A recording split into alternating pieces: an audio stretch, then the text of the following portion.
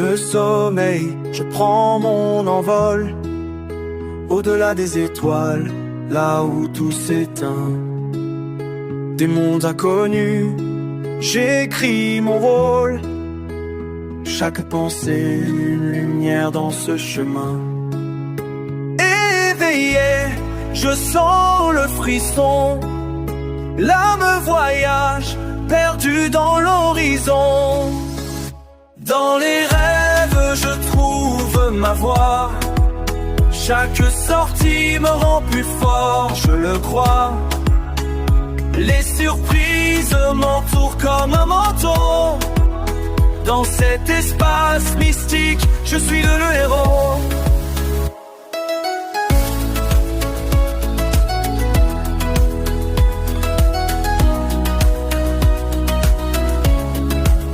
Par les dimensions, je danse avec le temps. Des visions éclatantes, une sagesse en avant. Les défis deviennent force, chaque rêve me guide. Dans cet univers, je ne suis jamais timide. La magie s'éveille, une promesse au vent. Mon cœur bat fort, en un seul mouvement. Dans les rêves, je trouve ma voie. Chaque sortie me rend plus fort, je le crois. Les surprises m'entourent comme un manteau. Dans cet espace mystique, je suis le héros. Éveillé, je suis prêt à encore rêver. Les aventures m'appellent, je suis prêt à sauter.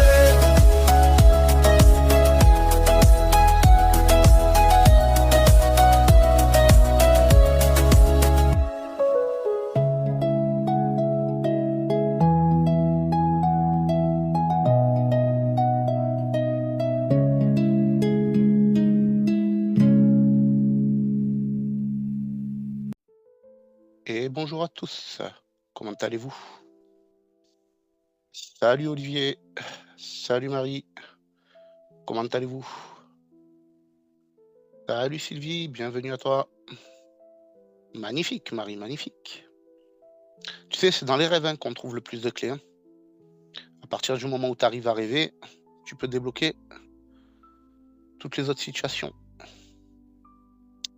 Bien, j'ai décidé de prendre comme thème aujourd'hui la question comment ramener des preuves de nos expériences. J'ai trouvé cette question pertinente et en même temps légitime. Pourquoi? Parce que quand on vit une expérience, bien souvent, on aimerait pouvoir garder des traces de ce que l'on vit.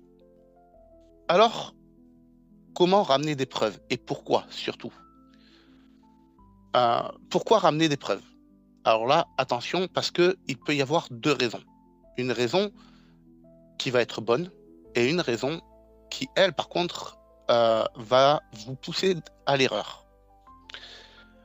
La bonne raison de vouloir ramener des preuves de ces expériences, c'est pour pouvoir avoir une preuve tangible que oui, on a bien réussi une expérience et pour nous réconforter un petit peu comme, comment dirais-je, une récompense qui nous prouve que oui, on est bel et bien capable. Le souci de cette question, c'est que à partir du moment où on cherche des preuves, c'est que on cherche à se persuader soi-même qu'on a réussi.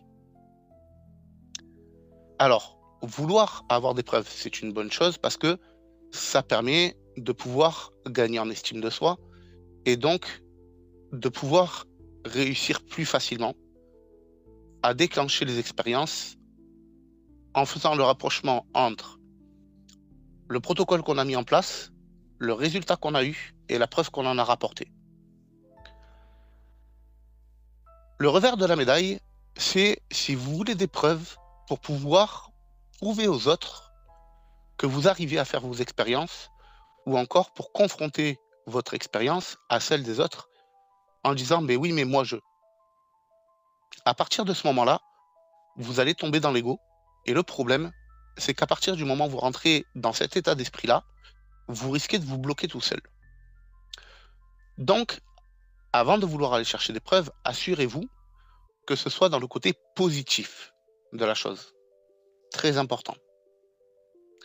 Alors, il y a deux types d'expériences bien distinctes où on peut essayer d'aller glaner des preuves, qui sont les sorties hors du corps ou encore les expériences dites de voyage astro. Le plus facile, c'est dans les expériences dites de sortie hors du corps. Pourquoi? Parce qu'on peut se rendre sur un lieu, observer ce qu'il y a, pour ensuite, une fois qu'on s'est réveillé, retourner physiquement sur place et vérifier si les informations captées sont exactes ou pas. Bien sûr, il faut garder à l'esprit que, en règle générale, une sortie hors du corps, en tout cas pour les personnes qui débutent, vont être composées à la fois d'expériences dites de sortie hors du corps, mais il est possible qu'elles soient également composées de rêves ou encore de voyages astraux. Dans ces cas-là, au cours de vos expériences, il y a de fortes probabilités pour que vous puissiez voir des choses sur place qui n'y sont pas réellement. Soit parce que ces choses-là font partie de vos rêves, et auquel cas vous ne pouvez pas le prouver puisque ce n'est pas là, soit parce que ça fait partie de l'astral, auquel cas ça a pu exister ou ça pourra exister. Mais ce n'est pas là. Dans ce cas, vous pouvez essayer de trouver des photos qui auraient été faites sur ce lieu-là, passé, et essayer de voir si les éléments que vous y avez trouvés n'y étaient pas à une époque. Ou encore, lorsque vous vous rendez auprès de quelqu'un qui est situé dans une autre zone et que vous ne connaissez pas physiquement, eh bien, vous pouvez essayer de décrire la zone à cette personne. Et la personne pourra vous dire si, oui ou non, il y a bel et bien ce que vous avez vu. Peut-être même vous envoyer des photos pour vous apporter la preuve que ce que vous avez vu existe bel et bien. Ensuite, il y a les voyages astraux. Là, c'est un peu plus délicat puisque les voyages astraux vont être des expériences qui vont reposer soit sur le temps, donc passé, présent ou futur potentiel, soit sur, entre guillemets, d'autres dimensions, d'autres plans, d'autres mondes. Auquel cas, eh bien, vous ne pouvez pas ramener de photos, vous ne pouvez pas vous y rendre sur place physiquement pour aller le constater. La meilleure chose que vous puissiez faire dans ce cas-là, c'est de discuter de votre expérience avec d'autres personnes qui expérimentent aussi et voir si parmi ces expérienceurs, il n'y aurait pas une personne qui aurait déjà visité ce monde-là. Auquel cas, cette personne pourra apporter des précisions que vous n'avez pas données, mais que vous avez captées. Et vice-versa, vous pourrez également donner des informations que vous aurez captées sur place à cette personne qui aura déjà expérimenté et vous dire si, oui ou non, c'était bien comme ça. Donc, le fait de rechercher des preuves de ces expériences est une bonne chose parce que si deux consciences visitent, entre gros guillemets, la même dimension et apportent tous deux des informations sans même s'être concertés, eh bien, ça prouve qu'une autre conscience a capté ce que nous-mêmes nous avons perçu au niveau des voyages astraux.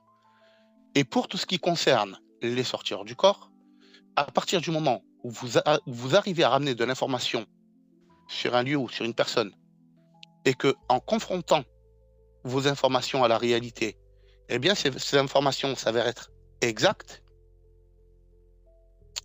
béaba, cette information, vous l'avez forcément captée quelque part. Donc, c'est que ça vient apporter du poids à votre expérience. Encore une fois, comme je vous le dis, ce type de recherche au niveau des preuves peut être une bonne chose à partir du moment où ça vous permet à la fois de garder les pieds sur terre et de vous dire « Ok, j'ai vécu une expérience, j'ai ramené de l'information, cette information est vérifiable. » Et à la fois de pouvoir augmenter votre capacité à pouvoir vous dire « Ok, j'ai réussi à faire une expérience ». À partir du moment où vous allez essayer de vous servir de ces preuves pour essayer de prouver aux autres, c'est que vous allez commencer à avoir une perte d'estime envers vous-même.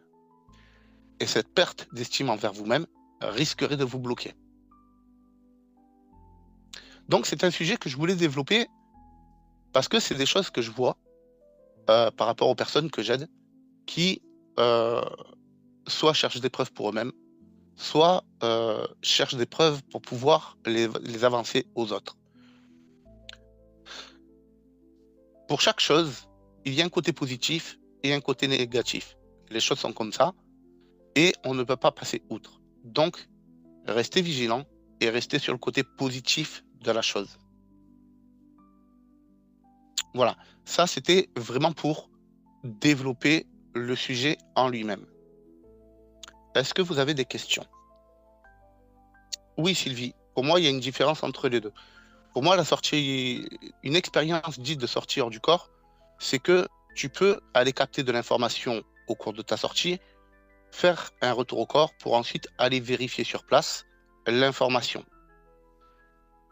Pour moi, un voyage astral, ça comprend tout ce qui est voyage dans le temps et tout ce qui est voyage dans d'autres univers. Donc, c'est vraiment des choses qui sont bien distinctes. Donc, pour donner un exemple de recherche de preuves au niveau d'une expérience SHC. Il y a un temps où j'ai été voir une personne et je me suis rendu en SHC dans sa cour. Et dans sa cour, j'ai pu y percevoir des arbres et un genre de hangar qui m'avait l'air dégradé. Et je suis rentré dans ce fameux hangar. Et dans ce fameux hangar, je me suis dit, c'est pas possible, ce hangar est laissé à l'abandon. Parce que lorsque j'étais en train de me déplacer dans ce fameux hangar, je me suis pris les pieds dans ce qui m'a semblé être des racines. Et lorsque je suis sorti de ce fameux hangar, j'ai eu l'occasion de voir un mur en briques rouges. J'ai vu des arbres. J'ai vu que c'était perché en haut de ce qui me semblait être une colline, une petite colline. Et c'était vraiment un endroit très naturel avec la maison qui était posée là. Très, très agréable. Et donc, je savais chez qui j'étais à ce moment-là, sauf que cette personne habite très loin et pour pouvoir y aller, il faudrait faire un voyage, sauf que clairement, je n'ai pas les moyens de faire ce voyage. Et je lui ai envoyé un message et je lui ai dit, tiens, c'est bizarre, j'ai vu un hangar, j'ai vu des arbres, bref, je lui ai décrit la scène, dont ce fameux mur rouge, en briques rouges. Et la personne, elle m'a dit, c'est presque ça. Elle s'est rendue dans son jardin, a pris des photos et les a envoyées. Et sur ces photos, on pouvait voir que cette personne était en train de construire un hangar. Et en fait, les fondations de son hangar n'étaient pas finies. Et par-dessus le béton, on pouvait voir les armatures en fer du béton armé qui dépassaient en forme de crochet.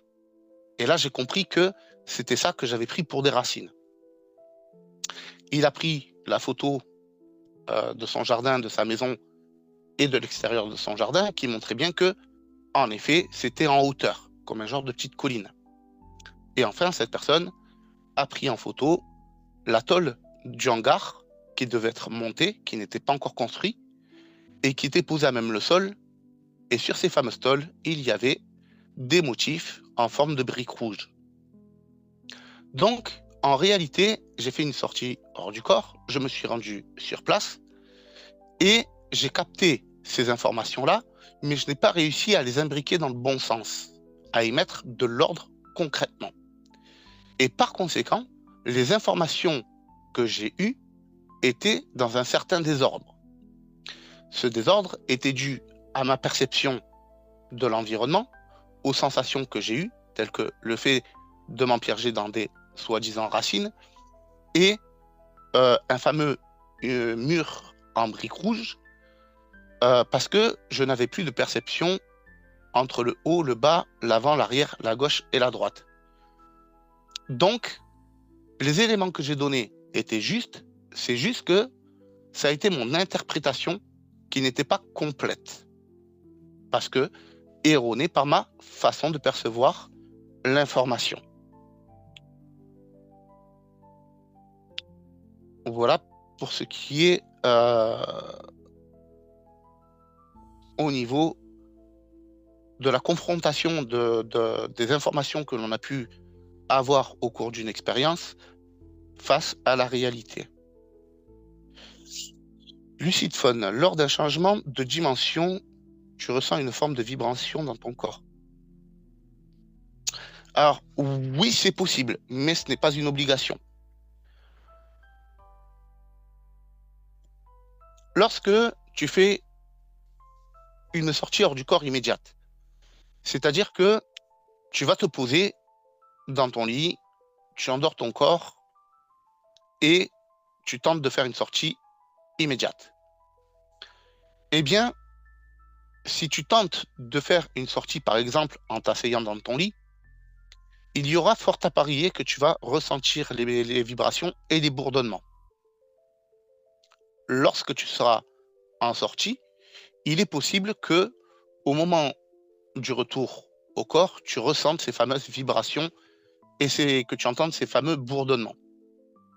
Lorsque tu es dans un rêve et que tu vas pour faire une sortie alors que tu es dans un rêve, il est très probable que tu captes également ces vibrations et ces bourdonnements. Cependant, tu peux interpréter ces vibrations et ces bourdonnements comme par exemple un bruit de moteur.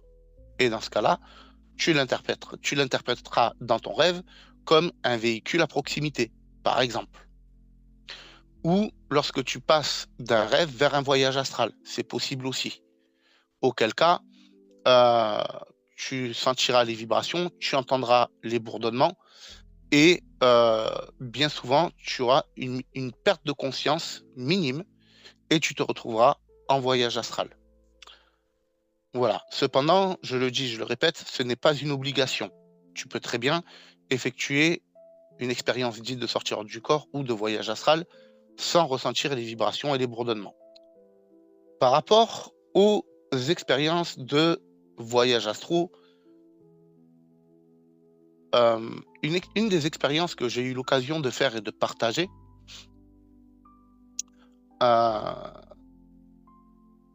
ça a été lors d'une expérience où je me suis retrouvé dans un genre de désert. Et dans ce désert, il y avait une dune de sable. Et sous cette dune de sable, il y avait une pente qui descendait, qui devait être en grès, avec des murs sur les côtés. Et le long de cette pente, il y avait des genres de robots humanoïdes posés sur des socles. Et au bout de cette rampe, il y avait une immense porte. Pareil, en pierre grès, je ne sais pas trop quoi. Et à côté de cette porte, il y avait un socle. Un socle sur lequel on pouvait y placer une sphère. Et dans l'une des machines qui était là visiblement pour garder cette porte, il y avait une sphère bleue, lumineuse, translucide. Et à ce que j'en ai compris, il fallait réussir à choper cette sphère et à la poser sur ce socle pour pouvoir ouvrir cette porte. Donc, un combat s'engage et je commence à me friter avec ces machines pour pouvoir aller justement chercher cette fameuse sphère. Sauf que, pas arrivé à la fin de l'expérience, donc à la fin, je me retrouve avec cette sphère entre les mains. J'arrive sur le socle et je vais pour la poser sur le socle et je m'aperçois que la sphère est au-dessus du socle en lévitation. Et dès que j'entends le mécanisme de la porte qui s'enclenche, pouf, retour au corps. Et cette expérience, j'ai eu l'occasion de la partager. Et il y a une personne qui m'a dit, mais cette expérience, je l'ai vécue aussi. Je connais ce lieu, je l'ai déjà visité. en astral, et les socles, ils sont comme ça, comme ça, comme ça. Les robots humanoïdes sont comme ça, comme ça, comme ça. La porte, elle est faite comme ça. Euh, il y a un renfoncement à tel endroit, etc. Et toutes les informations que cette personne me donnait coïncidaient à 100% avec ce que j'ai pu y voir. Voilà. Voilà comment on peut trouver, entre gros guillemets, des preuves de l'existence d'un monde que l'on a visité. Lucid Phone, super intéressant. Non, je n'ai pas d'expérience de SHC pour partager. Petite question. Tu as expérimenté une sortie directe dès le soir? Oui, moi je pratique que le soir. Je ne pratique pas au réveil ou quoi. Je pratique que le soir ou à la limite au moment d'une sieste quand le temps me le permet. De rien, Lucid Phone. Après, Frédéric, ça, oui, ça viendra avec le temps. On bosse déjà ensemble là-dessus. Voilà. Donc, t'inquiète pas, ça viendra.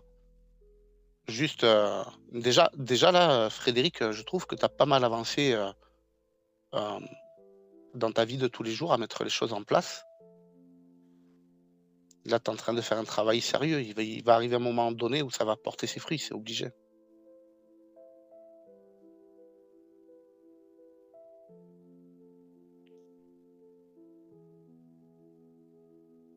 Après, l'expérience, c'est vraiment la chose la plus importante hein, pour pouvoir découvrir. Il faut pratiquer, pratiquer, pratiquer et avancer de de façon compréhensive.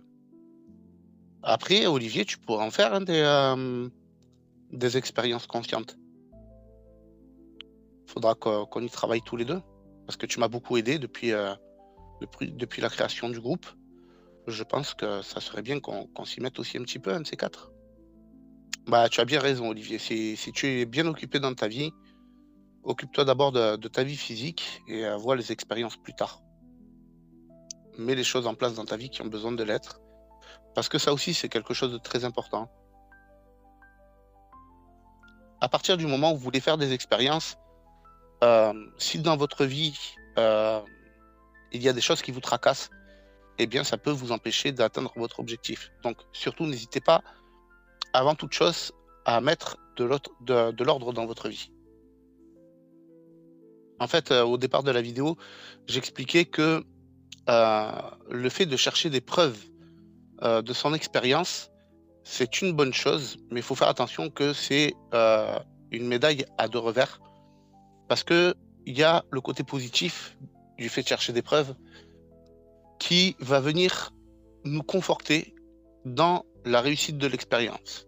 Parce que si on fait une sortie hors du corps, que l'on vérifie une information, qu'on fait un retour au corps, qu'on s'y rend sur place physiquement, et que l'on perçoit que l'information que l'on a captée est vraie, eh bien dans ce cas, ça veut dire qu'on a réussi notre expérience.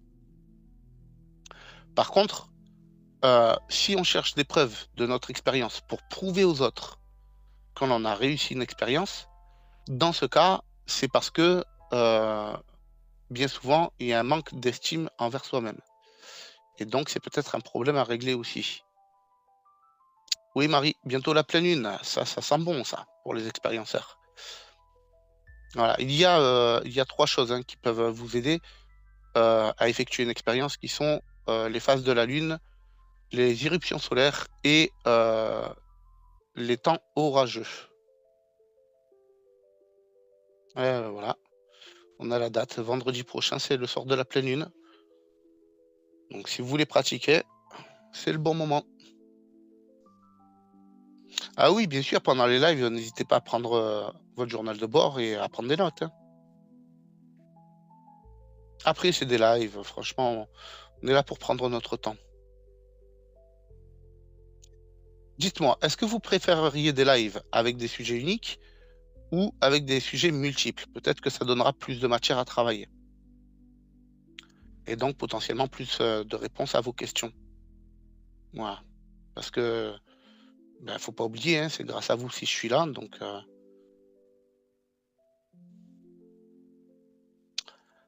Olivier, pour ma part, quand je rêve, j'arrive à décrypter par rapport à ma vie de tous les jours. Magnifique, c'est bon ça.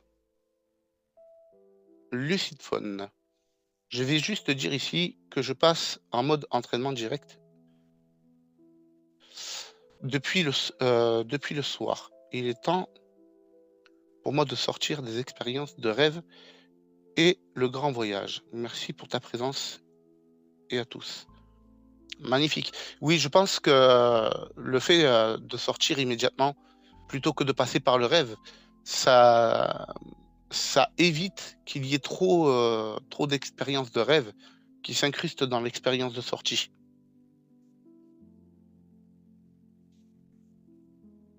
Donc du coup, ça donne des expériences qui sont beaucoup plus fascinantes, beaucoup moins altérées en fait.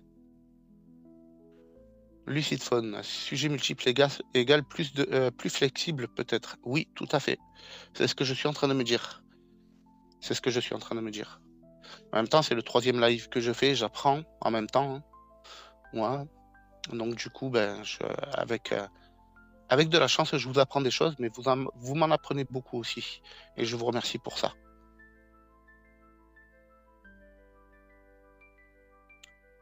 Marie, le mode direct, je n'y arrive pas. Essaye peut-être pendant la sieste, plutôt que le soir. Tu seras potentiellement moins fatigué, et donc, vu que tu auras plus d'énergie par définition, tu auras peut-être une chance d'y arriver plus facilement. Je sais que dans les départs, moi, c'est ce qui m'a débloqué. Pratiquer pendant la sieste plutôt que le soir. Après, une fois que tu auras réussi à effectuer quelques expériences, tu verras, tu auras les sensations, tu auras connaissance des sensations par expérience, et du coup, ça va te faciliter grandement les choses. Olivier, personnellement, j'adore les interactions vocaux. En écrit, c'est plus difficile. Oui. Après, chacun a ses affinités, hein, Olivier.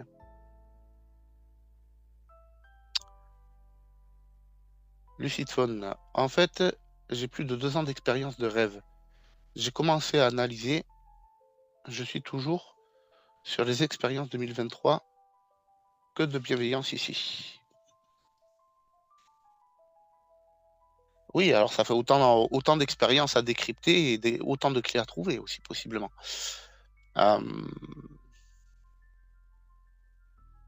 Bah écoute, moi, je te dis, incruste-toi mercredi prochain et on voit pour en décrypter un ou deux, au moins. Marie, je ne suis pas sieste.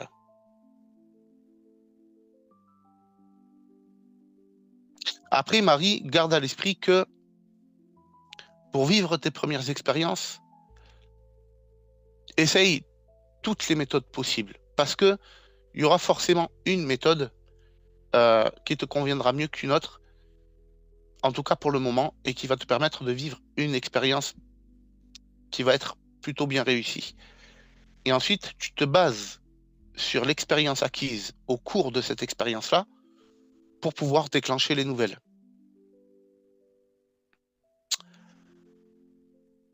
Olivier, est-ce que lors de certains lives, comme ce soir, tu feras monter des personnes pour parler sur Zoom? Bien sûr, bien sûr. Si vous avez envie de vous exprimer sur Zoom en live, surtout n'hésitez pas à me contacter en privé.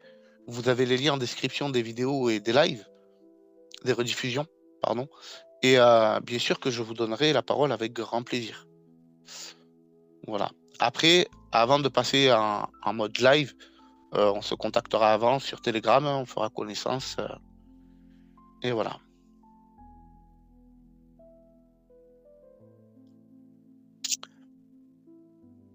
Marie, Lucid Phone, Gaëtan a sa manière de décrypter les rêves. Je pense que tu as oublié les rêves. Après, petite méthode que je peux vous donner comme ça à la volette directement sur le live. Pour pouvoir effectuer des sorties ou des voyages astro plus facilement, ce que vous pouvez faire, c'est que par l'intermédiaire de votre journal de bord, vous pouvez noter la date, l'heure, la phase lunaire, Et en titre, vous notez expérience factice.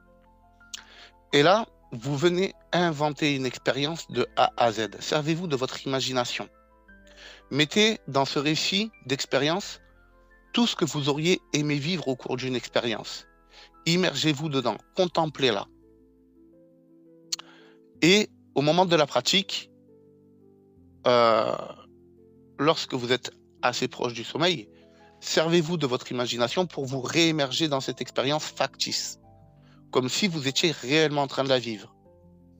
Et il y a des chances que cette expérience se produise. Voilà. Il faut juste que vous arriviez à vous servir de votre imagination pour vous immerger dans cette expérience factice suffisamment pour pouvoir oublier votre corps physique. Laissez votre corps physique s'endormir seul et vous gardez votre conscience activée à l'aide de votre imagination. Et vous verrez que ça aussi, ça peut vous apporter des fruits. Alors, attention, cette méthode peut être contre-productive parce qu'elle peut vous empêcher d'atteindre le bon état pour pouvoir passer. Cependant, servez-vous de votre imagination tout en acceptant le fait de vous approcher du sommeil. Ne le faites pas par force, faites-le par plaisir. Et là, je vous garantis que ça peut porter des fruits très rapidement. Surtout si ça fait un bail que vous cherchez et que vous n'y arrivez pas et que vous avez utilisé des méthodes multiples et que vous n'avez pas lâché l'affaire, ça peut vraiment vous aider.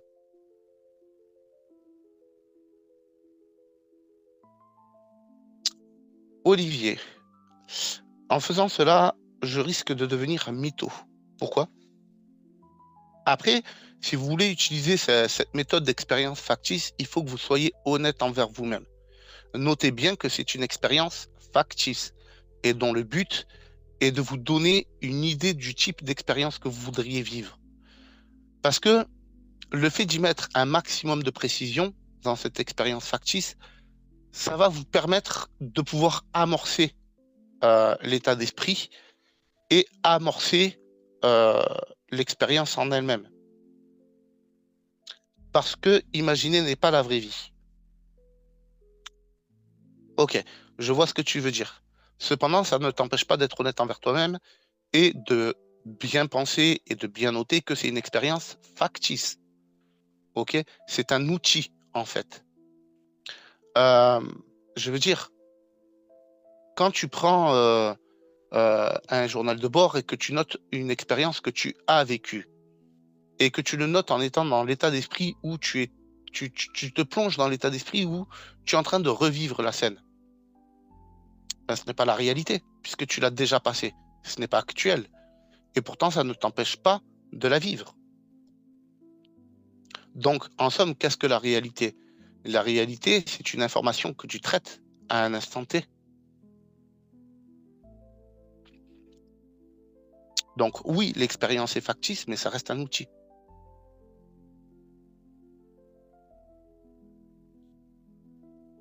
Là où tu risquerais de devenir mytho, c'est si tu crées une expérience de toute pièce sans, euh, sans noter que c'est une expérience factice et que tu t'auto-persuades que cette expérience est réelle, ce qui n'est pas le cas.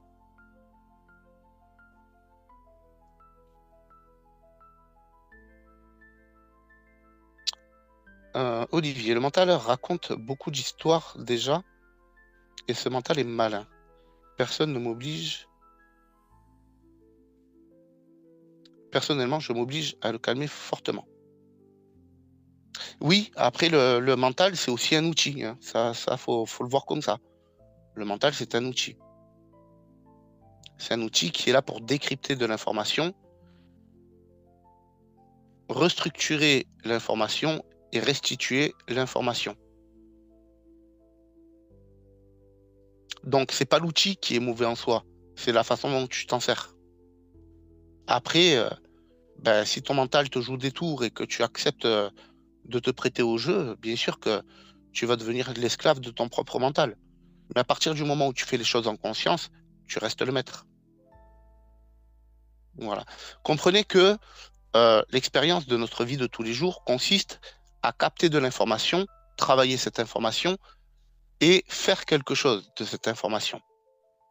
Lorsque l'on passe en mode pratique, on ne capte plus d'informations puisque on s'arrange pour endormir le corps et le mental. Et donc, le fait de capter de l'information s'arrête.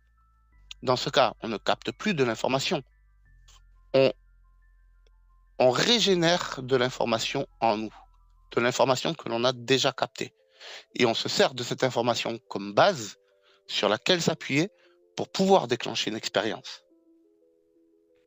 Olivier, on est d'accord, mais où est la limite entre imaginer tranquillement et se raconter une histoire de toute pièce? La limite, elle est consciente.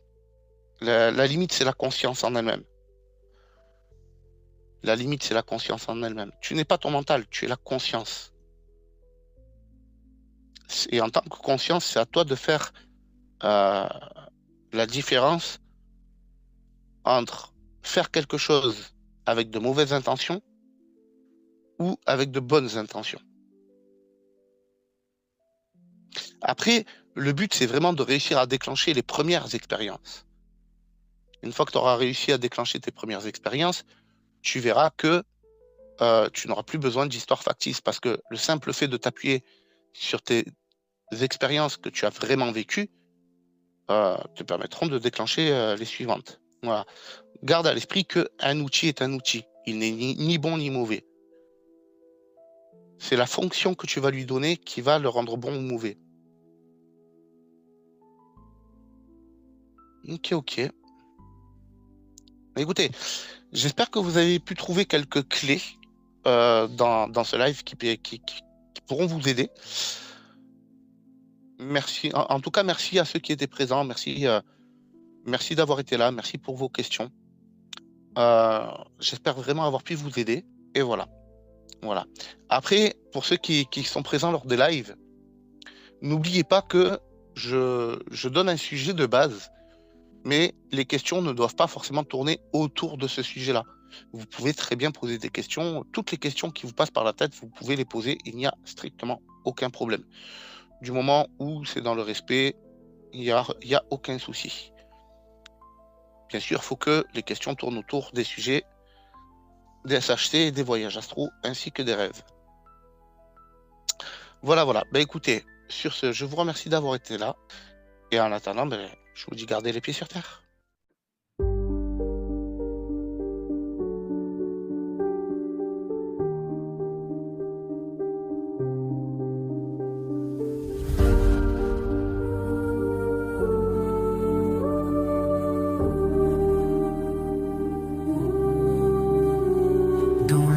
D'un royaume, l'aventure attend un dragon rugissant dans le ciel se tenant. Les tambours battent, inspirant le courage. Les âmes s'éveillent à l'aube d'un voyage. Écoute le silence, il parle en secret. La passion du mystère, un souffle de regret. Laisse-le s'envoler avec une passe profonde, la nuit à conquérir. Ce rêve d'aventure illuminé par l'ombre, nous serons les héros des légendes qui tombent.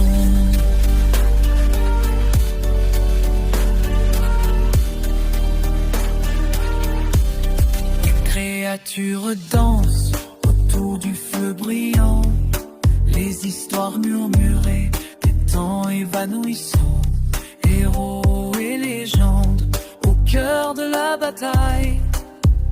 Les ombres s'allongent mais l'espoir règle la toile. Les étoiles s'allument, un champ de clarté. Ensemble nous avançons, perdant la clarté. Réveille le dragon, laisse-le s'envoler avec une